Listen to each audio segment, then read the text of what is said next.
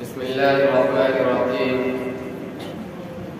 الحمد لله رب العالمين، والصلاة والسلام على رسوله الكريم. أما بعد، فقد قال الله تبارك وتعالى: أعوذ بالله من الشيطان الرجيم، بسم الله الرحمن الرحيم. وقرن في بيوتكن ولا تبرجن تبرج الجاهلية الأولى، صدق الله العظيم. وقال النبي صلى الله عليه وسلم: رب كاسيات عاريات يوم القيامة، أو كما قال عليه الصلاة والسلام. صدر علی وقار اور پردہ نشین خواتین، آج جامع الاوراد کے اس اجلاس عام میں میرے تقریر کا موضوع پردہ اور اسلام ہے. میری کوشش ہوگی کہ اس مختصر سے وقت میں آپ کو اسلامی پردے کے تعلق سے قرآن و حدیث کی روشنی میں کچھ اچھی اور ضروری باتیں بتا سکوں. اللہ رب العزت ہم سب کو دل کے کانوں سے سننے اور عمل کرنے کی توفیق عطا فرمائے، آمین. امت مسلمہ کے غیر مسلمانوں، اللہ تبارک و تعالی نے امت مسلمہ کے غیر مسلمانوں خطبہ مسنونہ میں جو آیت کریمہ پڑھی ہے اس کا ترجمہ یہ ہے: اللہ رب العزت کی امت کے ماؤں سے مخاطب ہو کر ارشاد فرماتا ہے کہ تم لوگ اپنے گھروں میں رہا کرو اور قدیم زمانہ جاہلیت کی طرف اپنے کو بناؤ سنگار کو نہ دکھاؤ. حاضرین گرامی، دین اسلام جس کے ہم سب پیروکار ہیں، یہ ایک مکمل ضابطہ حیات ہے. ماں کی گود سے لے کر قبر کی گود تک زندگی کے جتنے بھی شعبے اور مسائل ہیں، تمام جگہوں پر یہ دین نہ صرف ہماری رہنمائی کرتا ہے بلکہ ہماری انگلی پکڑ کر ہمیں سیدھا اور صحیح راستہ بتاتا ہے. یہ دین فطرت بھی ہے جس میں مرد و عورت کی حیت و توانائی اور اس کے جملے صلاحیتوں کی نصب عنایت کی گئی ہے، بلکہ اسے اعتبار سے احکامات بھی جاری کیے گئے ہیں. مرد و عورت کی جسمانی ساخت اور قوت و توانائی میں بہت بڑا فرق ہے. اسی وجہ سے دونوں کی ذمہ داریوں میں یہ فرق رکھا گیا ہے. اگر عورتوں کو گھریلو ہوئے اخراجات اور دیگر مالی ذمہ داریوں سے سبکدوش رکھا گیا ہے،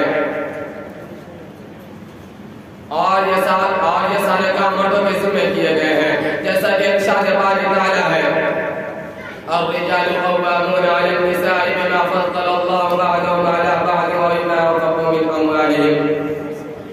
دوسری طرف عورتوں کو گھر کی نگہداشت اور بچوں کی پرورش و برداشت اور ان کی تربیت پر مامور کیا گیا ہے. معزز سامعین اکرام، عورتوں کو مالی فراہمی اور اس کے جھمیلوں سے آزاد رکھنے کے پیچھے بھی یہی حکمت عملی ہے کہ یہ عورتیں محنت و مشقت والے کام اپنی جسمانی ساخت و حیت کے دباؤ سے نہیں کر سکتی ہیں، اور اگر بالفرض کرنا بھی چاہے تو بڑی مشکلات کا سامنا کرنا پڑتا ہے. چنانچہ آج دیکھا بھی یہی جا رہا ہے کہ جو عورتیں مغرب کے شور و غبار سے متاثر ہو کر مردوں کے شانہ بشانہ مارکیٹ میں کھڑے ہونے کی کوششیں کر رہی ہے، ان کی حالت قابل رحم اور ان کے گھریلو معاملات انتہائی پریشان کیوں بنے ہوئے ہیں. البتہ یہاں یہ بات بھی عرض کرتا چلو کہ حسب ضرورت عورتوں کو شریعت کے دائرے میں رہ کر ملازمت کرنے اور روزی روٹی کے حصول کے لیے دوڑنے بھاگنے سے بھی منع نہیں کیا گیا ہے. یہی وجہ ہے کہ آج بھی ہماری بہت سی بہنیں مختلف آفس اور کمپنیوں میں ملازمت کر رہی ہے. جب بات آ گئی حسب ضرورت گھر سے باہر نکلنے اور جاب و ملازمت کرنے کی، تو ضروری ہے کہ اس موقع پر شریعت کے نقطۂ نظر سے آپ سب کو آگاہ کر دیا جائے. اللہ تبارک و تعالیٰ نے فطری طور پر عورتوں کو مردوں کے لیے باعث کشش بنایا ہے. دونوں کی طبیعتیں ایک دوسرے کی طرف مائل ہوتی رہتی ہے، بلکہ حقیقت تو یہ ہے کہ دونوں ایک دوسرے کے لیے تسکین قلب کا سامان ہے. وَمِنْ آيَاتِهِ أَنْ خَلَقَ لَكُم مِّنْ أَنفُسِكُمْ أَزْوَاجًا لِتَسْكُنُوا إِلَيْهَا وَجَعَلَ بَيْنَكُم مَّوَدَّةً وَرَحْمَةً. لیکن تسکین قلب کے لیے ہمیں شجرے پہ مہار کی طرح نہیں چھوڑا ہے کہ جہاں چاہے جب چاہے منہ مارے، بلکہ شادی جیسے مقدس رشتے کو اللہ تبارک و تعالی نے متعارف کرایا ہے.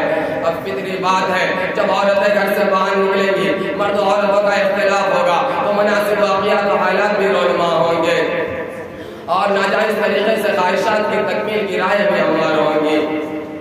چنانچہ انہی سب خطرات کی پیش بندی کے لیے قل للمؤمنین یغضوا من ابصارہم اور قل للمؤمنات یغضضن من ابصارہن کا حکم ہوا ہے کہ عورتوں کو کہہ دیا جائے جو اپنی نگاہیں نیچے رکھے اور مردوں کو بھی یہ بات بتا دی جائے جو اپنی نگاہیں نیچے رکھا کرے۔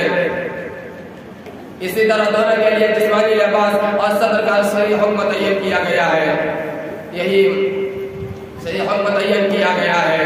مردوں کا اگر حکم ہوا ہے ناک سے لے کر گھٹنے تک جسم کے حصے کو ہم وقت ڈھانکا رکھا کرے، تو عورتوں کو حکم ہوا ہے چہرے، کلائی اور ٹخنے کے نیچے کے حصے کے علاوہ جسم کے سارے حصے کو ہم وقت ڈھانکنا اپنے اوپر فرض کر لے، خواہ گھر میں رہے یا باہر، محرم کے سامنے ہو یا غیر محرم کے پاس، سب جگہ سر کا چھپانا دونوں کے لیے فرض ہے۔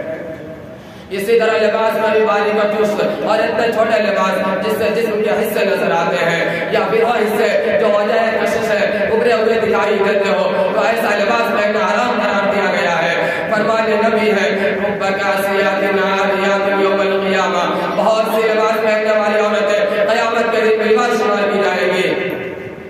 آج ہمارے گھروں میں مردوں کا اٹھنے سے اوپر چھوٹی پینٹ پہننا یا اسی طرح عورتوں کا چھوٹی آستین اور بڑی گردن والی فیشن حقیر کپڑے پہننا، جس کی وجہ سے اٹھتے بیٹھتے جسم کے حصے نظر آتے ہیں۔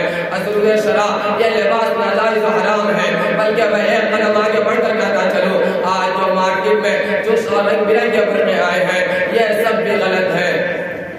کسی نے سچ کہا ہے اس دور ترقی میں کیسا یہ نقاب آیا، اس دور ترقی میں کیسا یہ نقاب آیا، آنکھیں ہوئی بے پردہ اور جسم نمایاں ہے۔ انہی چند باتوں پر اپنی تقریر ختم کرتا ہوں۔ وآخر دعوانا الحمدللہ رب العالمین۔